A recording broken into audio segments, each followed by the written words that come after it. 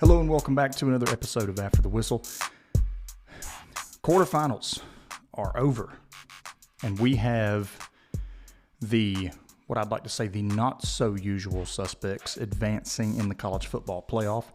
And I'd like to take the time for a minute before we get into the football and say, if the sounds a little cattywampus, whatever you want to call it, we have moved back into our house. My recording room currently does not have the soundproofing that I would like. So if there's a little bit of a reverb effect, it's a natural reverb effect due to the wood floors. And the soundproofing stuff that I have, it's coming. It's been ordered. It is not here yet, unfortunately. So if the sound sounds a little different, the sound quality sounds a little different than what you're used to, that's why you'll hear the sounds kind of tailing off a little bit, kind of creates this natural echo and everything. So just to know, that won't be for long. Probably this will be the only episode where it'll sound like this, and then we will be back in business sounding professional. Because we try to keep it professional around here, try to make it a professional show. But sometimes you just got to do what you got to do. And I got to talk to y'all about these games we had this past weekend. Got to talk about some things that have occurred in the college football world over the last couple of days that have kind of, set things on fire, so to speak. So we're going to get right into that here in just a second. First, I noticed that the last few episodes I have not been plugging my social media like I should. My mind's been in a million different places, so you'll have to excuse me on that. But be sure to look the podcast up. We have an Instagram page. Don't have a Twitter. Don't really use it that much. I used to use one. The only reason I used my Twitter account was to troll people. So we have Instagram, Facebook, and then also be sure to look the podcast up. If you're listening on Spotify, thank you. If you're listening on Apple Podcast, great. YouTube, it's also available on a multitude of other platforms. So wherever you get your podcast, the show is available on those channels. All right, so getting into the quarterfinals. A lot of crazy things happened this weekend. We had, some things that were unexpected. I mean, nobody really had the two bloodbath games that we had, essentially. We really had 3 double-digit wins. Out of 4 games, 3 were decided by double digits. So, we had the just absolute bloodbath that was Alabama and Indiana. We had the absolute bloodbath that was Texas Tech and Oregon. And nobody really saw those two things happening, me included. I know that, we talked about it on last week's show, talked about what I thought these games were going to, what was going to transpire in these games. But, nobody could have seen the outcome of these two games. So we'll jump into the Alabama and Indiana game. We'll jump into this one, talk about it for a minute, and just talk about the level of growth that we have seen from this Indiana football team over the last 2 years. And I'll be the first to admit that I have not been the biggest Indiana supporter, I guess you could say. I've not been the biggest person that, would come out and say, hey, this Indiana team's for real. Now, they're good. And they also looked good last year. They did this same thing where they cruised through the regular season pretty much unscathed. I mean, last year they had 1 loss at the end of the regular season. But we saw this scenario play out last year. And then we saw an Indiana team that made it to the playoffs that looked like they were not ready for that stage. I mean, they didn't look ready. Deer in the headlights, whatever you want to call it. They were not prepared. Were not ready for the stage. Well, fast forward to this year. This is a completely, not so much a different team from a talent standpoint. I mean, yes, you have, instead of Curtis Rourke, you have Fernando Mendoza at quarterback, the Heisman Trophy winner for Indiana. But what you've seen is a team that learned from what happened to them last year. And you see the growth into this season, and you see this Indiana team they don't just beat teams. They destroy teams. And talking about the Rose Bowl, This is everybody that has watched college football over the last 2 decades with, Nick Saban at the helm at Alabama. This is what Alabama used to do to teams. We used to watch Alabama play like, y'all all remember, Alabama playing Notre Dame in the national championship, 2012, I believe it was. Y'all remember watching that football game and just watching that Notre Dame was outclassed in every facet of that football game. We watched that happen this past weekend in the Rose Bowl, but Alabama was on the receiving end. They were not the aggressor. Indiana was the aggressor. Just a absolutely great game played by the Indiana Hoosiers. And, all I can say is this is kind of a reckoning that has not been coming. I wouldn't say that it's been on the horizon. But what I will say is Curt Cignetti and this team learned from last year. And they got better. They're more physical. And leading into this football game, a lot of people were giving, Alabama. There was a lot of people picking Alabama to win. They still doubted Indiana. I picked Indiana to win this football game, but I picked it to be a little bit closer, a little bit more competitive. But guys, it wasn't competitive from the opening kick. It just looked like Indiana was just better. They were better on offense. They were better on defense. They were better on special teams. Every single position, you could give the edge to Indiana in this football game. Quarterback play, advantage Indiana. Running backs, advantage Indiana. Receivers, advantage Indiana. It was just a beatdown of epic proportions. That BTA style beatdown of the Alabama Crimson Tide. And it's time for us to start to realize that this is not Saban's Alabama anymore. And before the Alabama fans come after me and say that, Kalen DeBoer is the guy, he's more than capable of leading this program. I'm not saying that Kalen DeBoer is not the guy.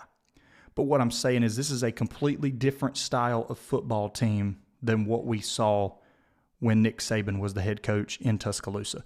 We saw a team that was physical. They were going to smother you for 4 quarters and beat you down and make you quit. They were going to be very disciplined. And they were going to execute at a very high level. And flip it over. And that's what you get with Indiana. They don't make mistakes. They don't make any mistakes. They play sound football. They're technically sound. They're disciplined. I don't feel like people appreciate it enough. And I can tell you, they made a believer out of me this past weekend in the Rose Bowl. They made a believer out of a lot of people, but me especially, because this Indiana team, just a 38-3, 35-point beatdown in a game they were favored by 9.5 points, so big spread, but to just blow past that number. And just going through some of the numbers from this game, some of the metrics. You look at Alabama, a team that hasn't been able to run the ball all year, 23 yards on 17 carries. This has been a statistical, just a recurring statistic for Alabama week in and week out. I feel like they ran the football a little bit better earlier in the season. Not by much, but a little bit better. Here are the last 4 to 5 games of the season. This running game has been non-existent. And you're not going to beat a team like Indiana that's as complete and well-rounded as they are, that plays the complementary brand of football that they do under Curt Cignetti. You're not going to beat this team with Ty Simpson throwing the football 100 times a game. You're just not. He's not that good of a quarterback. And, yeah, you have the playmakers. But the twitchiness and the speed of this undersized Indiana line, that was the biggest question mark going into the game for me, was how is Alabama's offensive line going to handle the undersized Indiana line? Because I felt like the line of scrimmage was going to be a key part in this football game in seeing if Alabama was going to be able to ultimately win it. and that was going to be they got to block. They're not going to be able to run the football. We know that. But they got to be able to block up front, and they've got to be able to give Ty Simpson time, give Jeremy Bernard time to get open, give those receivers, Isaiah Horton, Lotzir Brooks. You've got to give those guys time to get up and down the field. And with this undersized Indiana line, you can call them undersized, and they are undersized in, measurables only. They play bigger than they are. They're twitchy, they're fast, they're strong, they're physical, whatever adjective you want to put on them to describe them. They fit that bill. And I'm telling you, I know when I did my bracket, which is, it's in shambles, I had Oregon beating this Indiana team. And later in the week, we'll go over, we'll have a prediction show where we'll talk about the semifinal games and everything like that. So I don't want to get ahead of myself. But this Indiana team might be my favorite to win the national championship now after what I saw this past weekend. And you can make the argument, people can argue if Alabama deserved to be there or not, whatever. But Indiana proved on the field that they deserved to be there, or not deserved to be there. Alabama deserved to be there whether you think so or not. 3 losses, whatever. But Indiana proved that Alabama was just completely outclassed. So likewise, people agree that Alabama deserved to be in the playoff, like me. But then also, Indiana showed the world that there's levels to this. And Alabama is not on Indiana's level. It's 2026 now. So, Happy New Year to all my listeners. I didn't mention that earlier, but it's 2026 now, and I never thought I would ever say that. I never thought that I would say that Indiana is a better football team than Alabama. If just 5 years ago, 3, 4, 5 years ago, if you said Indiana's better than Alabama, people would just automatically assume you're talking about basketball. But I don't follow basketball that closely, but Bama's been pretty good in basketball over the last few years. Maybe that's not the best analogy, but you get what I'm saying.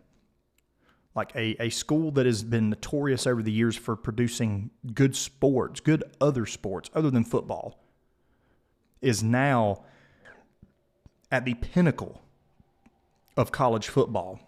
And it's all due to, Kurt Cignetti. So hats off to the Indiana Hoosiers. They're moving on to the semifinals. They're going to be playing in the Peach Bowl in Atlanta, Georgia. Going to be playing against Oregon Ducks, which is the game we will talk about next. We'll talk about Oregon and Texas Tech. And another blowout. And, we thought that – I really thought when I saw these matchups, these 8 teams that were left, the 4 matchups we were given, I really thought we were in to watch 4 really good football games. And we got 1 good football game, and the other 3 were, just, they were terrible. And I think looking at the Oregon-Texas Tech game, I think a lot of people, myself included, I think we owe James Madison an apology. Because when we watched James Madison, we watched that Oregon James Madison game, and we're like, oh man, James Madison's way out, overmatched. But James Madison put up more points than Texas Tech did. Texas Tech did not score not once. 23-0 the final score in this football game. Texas Tech, a bad day for Baron Morton. He's kind of the guy that, makes the offense go. This has been kind of a more high-powered, not quite high-powered offense, but it's been a lot more high-powered than they showed the other day, with 215 total yards and just 78 on the ground with 30 rush attempts. Neither team ran the ball very well in this football game, but the biggest determining factor, I guess, if you're Oregon and there's a team good enough like Oregon, and you can hold the ball for 38 minutes and force 4 turnovers, Oregon's going to win that game 100% of the time. They're that talented, they're that good, they're that well coached. A lot of respect for Dan Lanning on this podcast.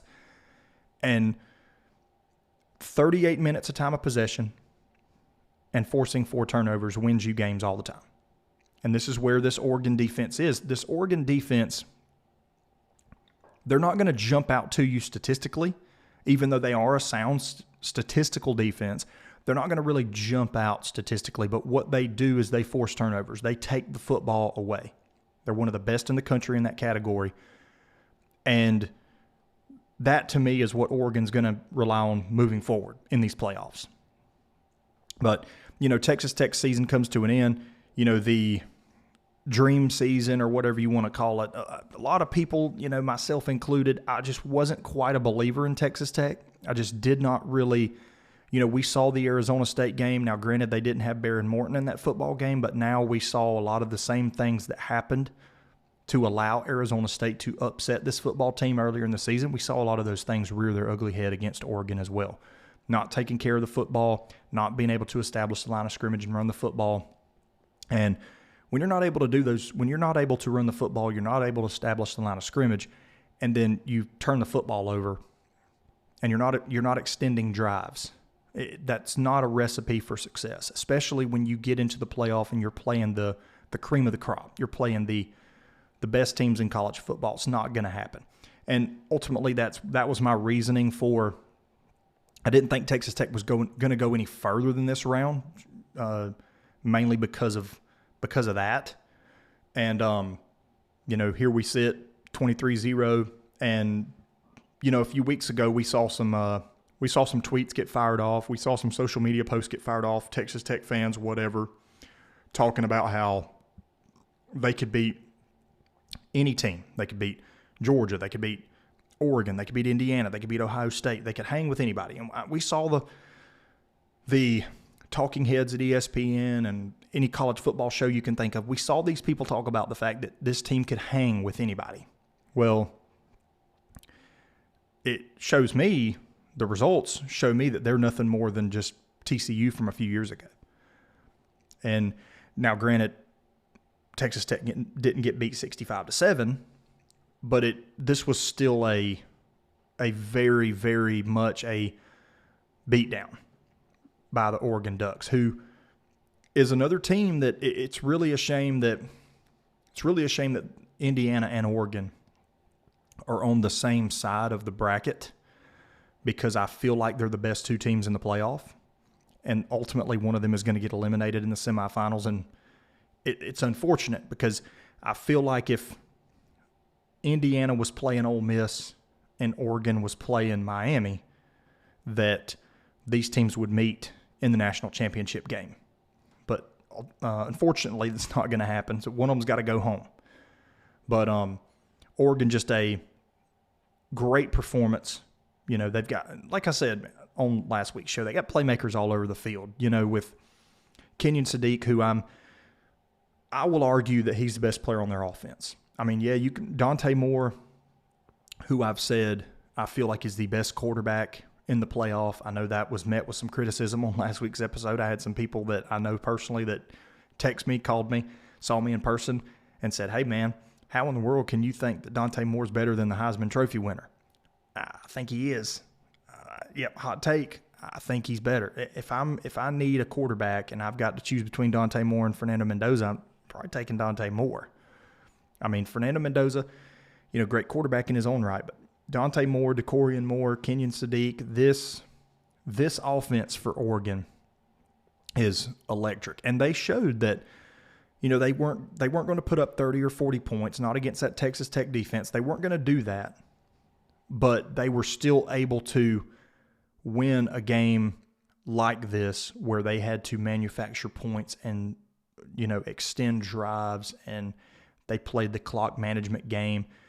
And with those athletes, they were able to do that. And, just a very dangerous team are the Oregon Ducks going forward, even for Indiana. And we'll preview that game later in the week and we'll talk about it. But very dangerous football team there coming out of Eugene. So I'm going to split the show in half and talk about something really quick that is a hot button issue around the college football world. And the reason I segue into it is because Dan Lanning, last week was in a press conference talking about the calendar of college football. And there's a few things that I want to address when it comes to the calendar. A few things that I think are really messed up, shouldn't happen, whatever else. And Dan Lanning had a really good idea, and I'm not trying to steal his idea, so I'll give him credit for it here when I say this. But Dan Lanning had the idea to move the season up a week, have the conference championship games at the end of November, and then dedicate the month of December to the playoff games. I know, you got Army-Navy, but you could still manage to play the first round games. You could still manage those around the Army-Navy game. You could play the conference championship. The following week, you got Army-Navy, and you could play 2 playoff games on that Friday night, and you could play 2 on that Saturday. And the reason this is because the way the calendar is, and you've got scenarios like what Ole Miss is dealing with coaches that are already committed to go to LSU to follow Lane Kiffin that are still coaching in the playoff and pulling double duty. You also have the transfer portal window is open now. In the middle of the season, before the semifinals even start, the portal window's open. So players are portaling out of their schools, portaling into schools, whatever else. You've got teams, you've got players probably on these Final Four teams, Ole Miss, Indiana, Miami, Oregon. You've probably got players on these teams that are thinking about going somewhere else. Maybe they're not getting any playing time. Maybe they're thinking about going to wherever. And the portal window's open, but they're in the middle of a championship run. That, to me, is an issue because that causes lack of focus. That causes things to happen. And to me, it should never occur like this. They should have thought long and hard about the issues that this could cause. And there was a few coaches that spoke out before these rules and changes were implemented and before this stuff happened. There was a few coaches that spoke out. I believe Kirby Smart spoke out about it. I believe a couple others across the Southeastern Conference did as well. There was a couple coaches in the Big Ten that voiced their concerns with it. And the concerns that they voiced have come to fruition. They're happening right before our eyes. And it's not a good thing for the sport. It's not a good look. And, the other thing that I don't like as far as the calendar is what it forces is when you're a top seed team and you have this first round bye. You think about in the regular season of college football when a team has a bye. They play one weekend, they're off the next, and then they play the next weekend. So the most that they're going to go without playing a football game is 2 weeks. Now we're asking them at the end of their season, they play their conference championship game, they win their conference championship game, they get that first round bye. Now we're going to ask them to wait almost a month to play a football game. And we heard it for weeks, that Georgia was, one of the hottest teams in college football. They were peaking at the right time. We heard other, instances about that. Ohio State, which, the last time we saw them before this game this past weekend, that, their season ended in a loss to Indiana, or not season ended, but, their regular season, conference championship, they lost to Indiana. And they still waited as long as they did to play a, playoff game. And to me, when you've got a team that's in rhythm, and this isn't an excuse thing.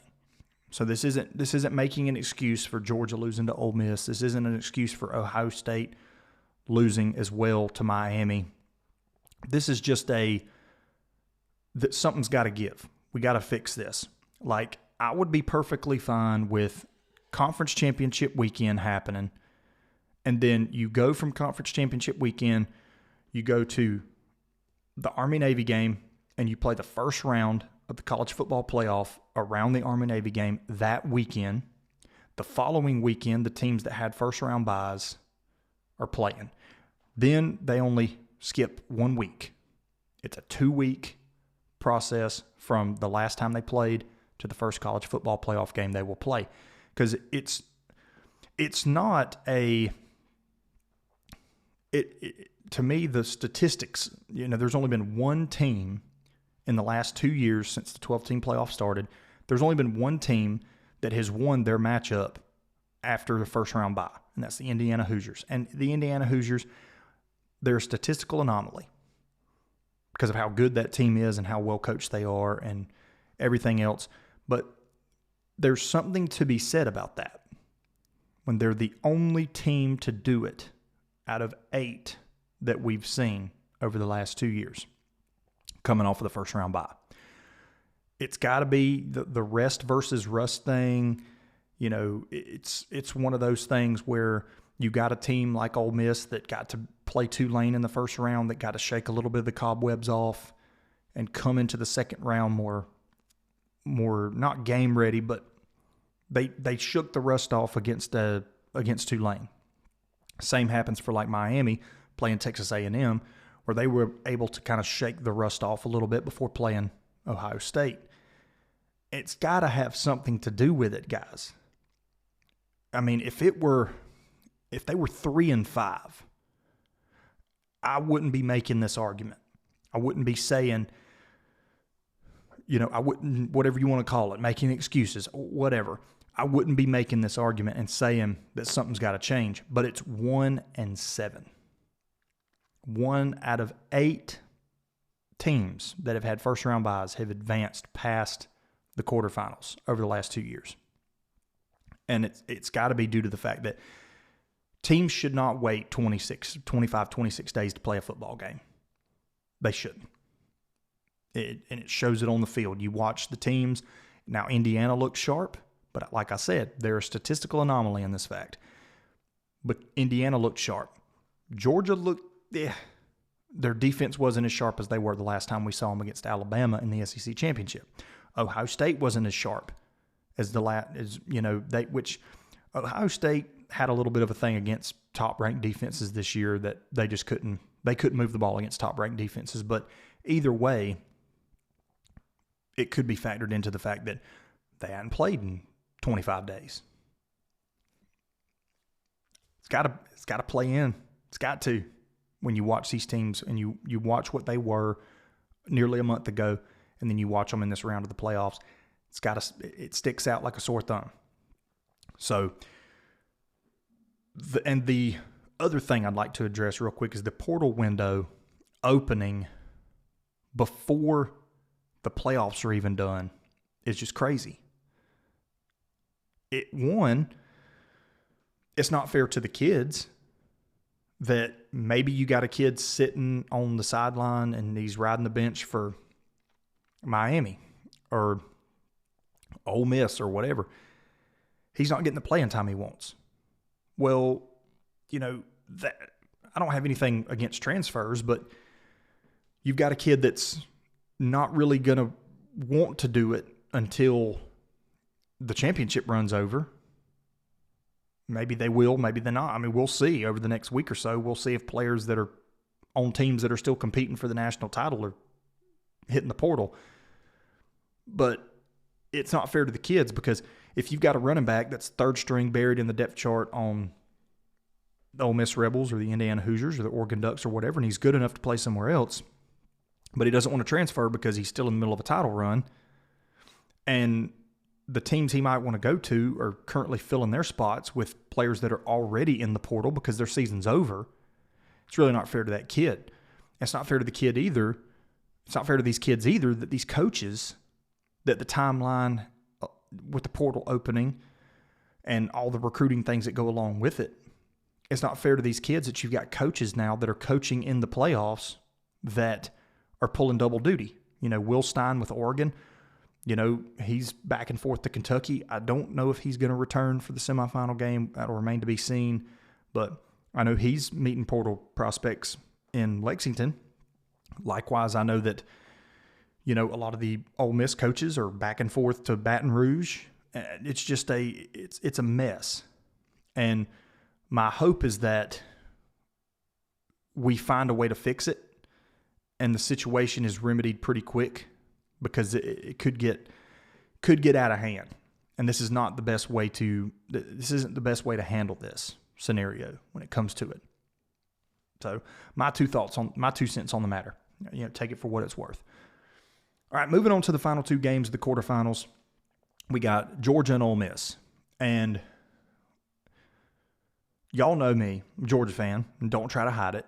But I've seen a lot from Georgia fans over the last few weeks. And not over the last few weeks, over the last few days, excuse me. What I've seen from Georgia fans, you've seen we need to fire Mike Bobo, we need to get rid of Glenn Schumann, we need to do this, we need to do that. And the emotional Georgia fan in me tries to understand sometimes where those people are coming from. And I try to understand it. I can honestly say there were some play calls, there were some calls in this game defensively and offensively that I did not agree with. When you have a defense like Ole Miss, who everybody knows that, Pete Golding's defensive philosophy a lot of times, he loves dropping 8 guys in coverage. He loves making you throw into tight windows. He's not a big pass rush defensive coordinator. He's just going to make your quarterback play the position. He's going to make your quarterback make accurate throws. And you see this Ole Miss defense dropping 8 a lot. 7, 8 guys in coverage most of the game. Run box was light sometimes. Georgia wasn't checking into the right plays. When you got a light box, you need to run it. I mean, especially on first down, especially on second down. You get a light box, you need to run that football. And it seemed like the times where they had a light box, we were calling pass plays, like over the middle of the field or to the boundary or wherever else. And I get it. I get the frustration with Mike Bobo. I understand a lot of the frustration that Georgia fans are having, saying, he's terrible. We're not going to win a national championship with Mike Bobo as the OC. And I see it. And I've been a Bobo defender. I really have. Now, at times, I think earlier this season, there was a couple games where I was like, man, I don't know about this. And I think I'm on record saying it, so y'all can go back and find it. But what I will say is, yes, he called a horrible game against Ole Miss. He called a horrible game last year against Notre Dame. And I think last year you had a little bit of an excuse because you had a backup quarterback making his first ever career start in the Sugar Bowl against Notre Dame. So this year, you weren't completely at full strength. You were missing Drew Bobo at center, and but you had Colby Young back. You had a playmaker back on offense. You had Gunnar Stockton now, who's got plenty of starts under his belt. There's no excuses for it this year. It was a bad game plan, horribly called game. Georgia was, to me, the difference in this game was Georgia and Ole Miss on offense. Ole Miss was executing, calling the right plays for the right defense. And every time Georgia moved the football, I felt like, I didn't feel like they moved the football very well all night, but every time that Georgia moved the football well, it was because of just some really good plays. Zach Branch would catch a screen. It looked like he was dead in the water. He'd get hit behind the line of scrimmage. He'd shake off a tackle, and he would get 11 or 12 yards. Gunnar Stockton would move around with his legs, find the open guy. The toughness of that guy, by the way, too. Y'all saw that hit. Man, there's not a lot of guys getting up from that one. Got blown up. But the athletes of Georgia and the Gunnar Stockton refusing to say die, he's going to make a play. Zach Branch going to make a play. Nate Frazier was running the football really well. He's going to make a play. Aside from just the athletic ability and the ability of the athletes on Georgia's team to make plays, it didn't look to me that anything was schemed to get yardage. It was reliant on, it was like Mike Bobo was like, we're just going to run a lot of high percentage plays, get the ball in the hands of our athletes, and let them try to get extra yards. We're not scheming anything down the field. And when you've got I understand, that plays right into Pete Golding's hand because he's going to cover. He's going to drop 8 guys in coverage, so he's going to cover a lot of that deep, that deep stuff, intermediate stuff. You've got to take what he gives you.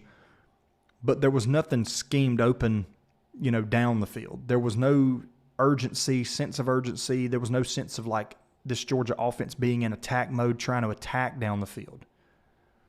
And to me, the game that was called was not what needed to be called. Take that for whatever it's worth. But, man, I can't say enough about Gunnar Stockton and his toughness. Just being able to take that hit, get up, score a touchdown, and just kid's a warrior. And, I've seen some Georgia fans talk about how he's not the guy for the job and this and that. Man, I'm not even going to listen to that. You want to talk about that? I'm not going to listen to it. Kid left it all out there in the Sugar Bowl. I'm not going to sit here and beat him up about it.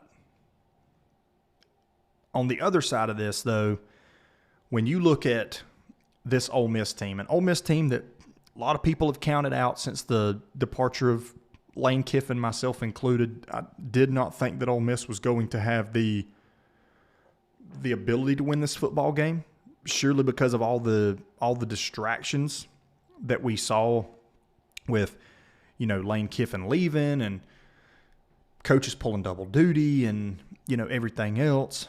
But the fact that Ole Miss was able to get over this hump, get to the semifinals, beat a team like Georgia, team that had already beat them earlier in the year, and I'm sure they heard all the stuff, leading up to this game about how, they didn't have a chance or they weren't going to win, probably use it as fuel. People counted them out. Everybody was picking Georgia to win this game. But let me tell you, I know that I'm about to contradict myself with this statement because I just mentioned earlier, and I mentioned on last week's show, that I thought that Dante Moore was the best quarterback in the playoff. And before I drop this bomb on you, let me get a sip of water really quick.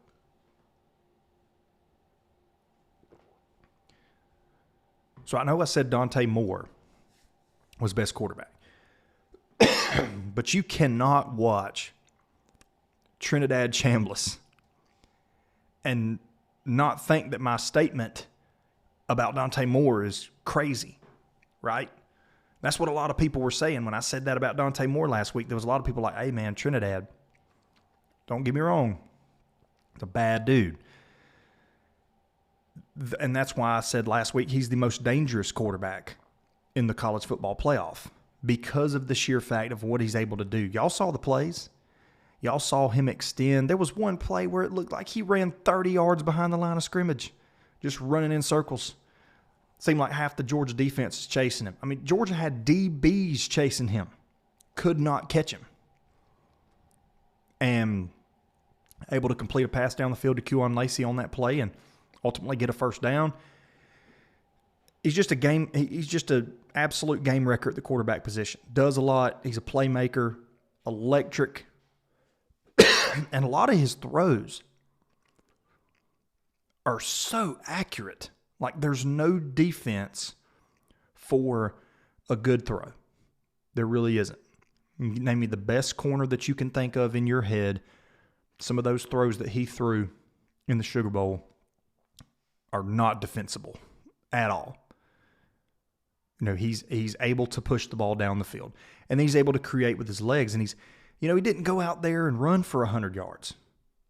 But he's grown so much this year in the sense that we've seen him earlier in the season where he would have, 200 yards passing and he'd add another 100 yards on the ground. And he doesn't have to do that now because his passing has gotten better. He was already a good passer, but his passing has gotten better and better every week. And we see the growth of Trinidad Chambliss, still the most dangerous quarterback in the playoff. And, Ole Miss wins this game 39-34. There was a couple calls, we get into the controversial stuff. There was a couple calls made by Georgia. There was a fourth down, call to go for it that got snubbed out and stopped by Ole Miss. And, Kirby says the play wasn't supposed to be run. there was that situation that happened with that play getting stuffed. That was a backbreaker for Georgia, deep in their own territory, pretty much handing Ole Miss points when that happened. And the decision on 3rd and goal, okay, and I've seen a lot of people talk about this, the decision on 3rd and goal to throw that football there with 56 seconds on the clock, you snap the football and you throw it. Incomplete, clock stops, right? And I was texting some people, and I was like, when Georgia was driving down the field right there, I was like, if we tie it up, I do not want to give Ole Miss any time, hardly, because of the way that Trinidad Chambliss was playing in that fourth quarter. He just couldn't miss. He probably could have dropped that. He probably could have dropped a football in a 5-gallon bucket from 40 or 50 yards at that point in the fourth quarter. He was just electric, couldn't miss. It's like when a 3-point shooter gets hot in basketball. You just get him the ball, man. He's not going to miss. And, you know, with Trinidad Chambliss channeling his inner Steph Curry there in the fourth quarter, you know, I was like, they don't need to give the guy this football back. And the call, and Kirby talked about it in his post-game press conference, the call there was to go for the win, not go for the tie, and I respect that because there's a lot of coaches that would have played that very conservatively. We got 3 points in the bag. We're not going to try to really put the ball in the air. We're not going to try to make a mistake. I like the call to go for the win, but you got to think about it from the other sense of you got 3rd and goal. You know, if you run the football, other team doesn't have any timeouts, you're able to bleed 40 seconds off of that clock, call a timeout, 15, 16 seconds left on the clock, you kick your field goal, you bleed another 2 or 3 off of it. Ole Miss gets the ball back with 12 minutes left, or 12 seconds. Are they able to do what they did in 12 seconds? No, and you go to overtime and you take your chances in overtime. So I understand the frustration with people saying that's what should have happened, but I can also sit on the fence and see both sides of it.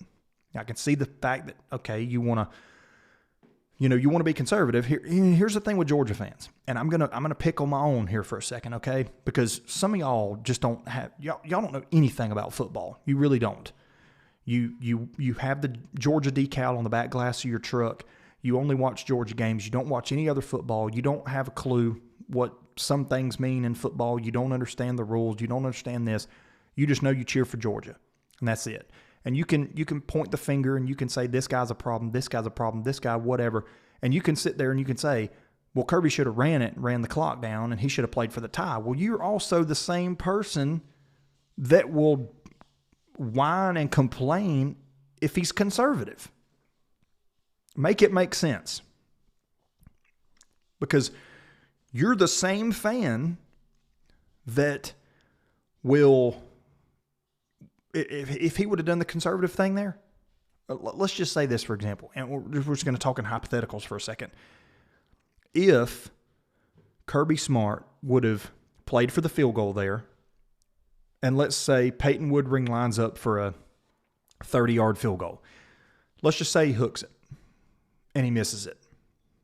The same Georgia fans that are asking, why did we try to throw it, and why did we go for the win there and stop the clock and give Ole Miss all that time, the same Georgia fans would be complaining today about, oh, Kirby got conservative. He got too conservative there. That's not how you play the game. So make it make sense. You two-timing bunch of fans. I'm sick of it. They still had a good season, a season that was supposed to be a down year for Georgia because of a lot of players leaving, a lot of players going off to the next level, a lot of young players on the roster. It was not supposed to be a year where Georgia went 12-2 and won the SEC, but they did it anyway. And then next year they're returning 90% production. So, or they're projected to return 90% production, depending on, if players enter the portal or not or whatever else. But a young team. a great season. But stop being so critical about things that you really don't understand. And trust me, your football fan experience of the Georgia Bulldogs will be a lot more enjoyable if you do so. I think of a famous quote by Mark Twain about opening your mouth. You know the rest, right? So, Ole Miss moves on. They're going to be playing Miami in the semifinals, and we'll move into the Miami-Ohio State game. Talk about that one for a few minutes as we round out the show. And a Miami team that they're very, very physical on the defensive side of the football. And this was the thing going into this game. I picked Ohio State to win this game. I thought that Ohio State would come out with a little bit more ferocity in this contest. But this Miami tandem of Reuben Bain and Akeem Messidor, two elite pass rushers that are both projected to go in the first round of this year's NFL draft. Those two guys single-handedly can win you a football game. I mean, that's what. Now, Miami, don't get me wrong, they have Malachi Toney, they have C.J. Daniels, they have Fletcher Jr., they have the athletes on the offensive side of the football. But man, with that defense and those two pass rushers just being as elite as they are, is just it's a gift, really. And it's really good to know that you've got two guys that can win the one-on-ones and two guys that can affect the other team's quarterback, force 3-and-outs. I'd like to know, and I'm sure I can look this stat up, and maybe I can report on it next episode when I find it. How many 3-and-outs are those two guys responsible for this year? Or how many third down stops? Because when you think about it, that statistic it's just as good as a turnover to me. If you can keep a team from extending a drive and you can force them off the field on third down, that's just as good of as a turnover. And so when you have guys like that can just disrupt, and it's not just so much the sacks. They can get after the quarterback. They can sack the quarterback. They do a very good job of that. But affecting the quarterback is just as good as sacking the quarterback. Affecting his rhythm, affecting his timing. They did that with Julian Sand. And Julian Sand looked like a deer in the headlights. Definitely wasn't ready for the moment. And people talked about all year how accurate of a passer he was, 80% completion percentage nearly. Like we saw all the stats. But at the end of the day, when the chips were pushed to the middle of the table by Miami and Reuben Bain and Akeem Messidor, just couldn't deliver. And, the unfortunate part of it is just that. Miami moves on, wins 24-14, wins by 10 points on the hand of the defense. And, the Georgia haters will say that, well, Carson Beck, y'all shouldn't have let him go. Well, the timeline on that's kind of weird because if y'all remember, Carson Beck declared for the draft. Therefore, he's gone from Georgia. Well, then he's transferring to Miami. It all happened so fast, and people can believe what they want to believe. Did Georgia force him out or whatever else? I don't know if that really happened, but that's not what makes headlines. What makes headlines is the fact that Georgia treated this kid like pure crap, and he's getting revenge on him by advancing in the playoffs and everything. If that's what you want to believe and that's what you want to listen to and that's what whatever, by all means, go off, King. You know what I mean? Like we're not entertaining that thought, but Carson Beck, 100%. He's not a stat monster. Mid quarterback, not that good. But when he plays sound football and he doesn't make mistakes, this Miami team can beat anybody in the country because of the fact that because of that defense and because of the playmakers Miami has on offense around Carson Beck. Miami's not relying on Carson Beck to win them football games. They're just asking him not to lose the games for them. And you look at the games Miami's lost this year, you look at them losing to SMU, what happened? He turned the ball over a lot. You know, that's what happened. When he doesn't, he's not going to throw for 300 yards a game. He's not going to do that. But if he comes out, he throws for 200 yards, he has a couple touchdowns, he's efficient, completing 70+% of his passes, he doesn't turn the ball over, and you let Akeem Messidor and you let Reuben Bain go to work, they're going to win a lot of football games, and they're not going to win them in a pretty way. They're just going to eventually just wear the other team out like they did with Ohio State, like they did with Texas A&M. They're going to smother them on defense and not allow them to move the ball and extend drives. And when you look at the stat line from this game, from the Ohio State and Miami game, you see exactly that. You see an Ohio State team that, 45 rush attempts for 24 yards and 2 turnovers. Julian Sain with 2 interceptions. Miami held the ball for almost 34 minutes. So they win the time of possession. They did not commit a single penalty.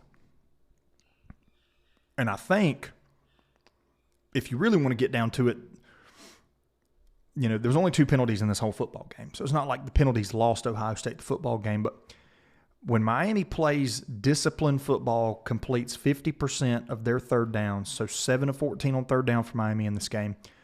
When they do that, they're able to run the football. In a game where they had 153 yards, they can beat anybody. And this was a Miami team that I was very high on earlier in the season. I think about a month into the season, I said, this is the best team in the country.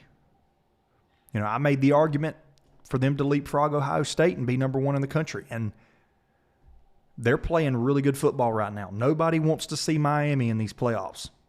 And, you recall, I think Aaron Murray said it on a podcast. I think a couple other people said it as well. Like, nobody wants to see Miami in the playoffs because of what they do on defense. And as long as Carson Beck continues to play mistake-free football and he doesn't lose the game for them, those playmakers around him and those 2 defensive ends that I mentioned can win a lot of football games. And Miami, 100%, they could beat Oregon, they could beat Indiana, they could beat Ole Miss. And we'll talk about the Miami Ole Miss. We'll preview that one later in the week on the prediction show as well. But Ohio State season's come to an end, and, it's already a lot of Ohio State fans have already forgotten that they won the national championship last year. I mean, it's already about Ryan Day. Why was he calling plays? Look, he was calling plays again, and we lose. And, and Brian Hartline wasn't calling plays. But, you've seen it. And it's the same thing. It's not the usual suspects at the top. It's not the usual suspects in this final, these final 4 teams, which is cool to me. It makes for a very interesting playoff. Now, as a Georgia fan, would I love to see Georgia in the Final Four? Yes, absolutely. Crush that season's over. But I'm already looking forward to next season and looking at what Georgia's going to bring back. But what we've got now is the, Miami, who hasn't won a national championship in, a while. Since early 2000s, haven't won a national championship. Ole Miss has never won one. Indiana's never won one. Oregon's never won one. Like, we've got a heck of a 4-team playoff now ahead. And I'm really excited to watch these games, to watch what transpires. I'll ultimately make my picks later in the week. Might be some surprises in there for you. If you've been following the show over the last few weeks, there might be some surprises in there. But it really was a great, it was a great weekend. Moved back into the house, and weight's been lifted off my shoulders. Like I said, 15 months, if y'all have been following it. I know last season I pretty much recorded every episode of After the Whistle away from my home. So the fact that I'm back in my house recording my show, it's great. Great things to come on the show. Great things still to come. A lot of things to talk about. Can't wait. Great. We got a great playoff ahead. We got 2 great semifinal matchups. Ultimately, I know we're going to have a really good national championship as well. So with that, I will leave y'all it's been another good episode. Enjoyed sitting here talking college football with y'all. Like I said, sound issues will be fixed hopefully by the prediction show this weekend or this week. Later this week, we'll have the sound issues fixed. We will have the ability to cut down on a little bit of this echo that you hear on this recording. But, and then now that I'm back in my house, we're shooting for hopefully by the start of next season, we are going to have a video show as well that will be on YouTube. We're going to actually record video and audio and release a show that can be watched from the comfort of your own home or on your phone. You can watch it through video, whatever else be. Just going to continue to grow, keep moving forward, keep pressing forward. And y'all enjoy your week. I will catch y'all on the latter half of this week. We're going to record on Wednesday, release the prediction show on Thursday like we normally do, and we will predict the 2 semifinal matchups that we have coming down the pipe. So it's been a great one. Catch y'all later. It's been After the Whistle. Thanks.